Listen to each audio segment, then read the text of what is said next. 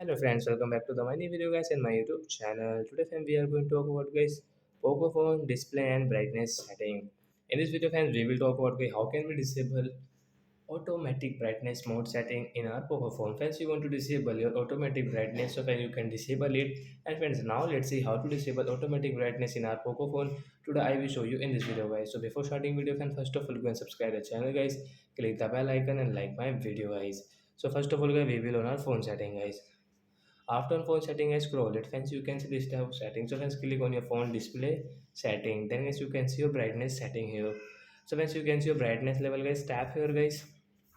Friends, now you can see guys your automatic brightness setting. So friends, you want to disable. So friends, you can disable from this right side guys. Tap here. Then guys, you can use your screen brightness. You can increase and decrease according to yourself. Your brightness will not increase and decrease automatic after disable. So like that guys, you can disable your automatic brightness. So that's it guys. Thanks for watching the video. Bye guys.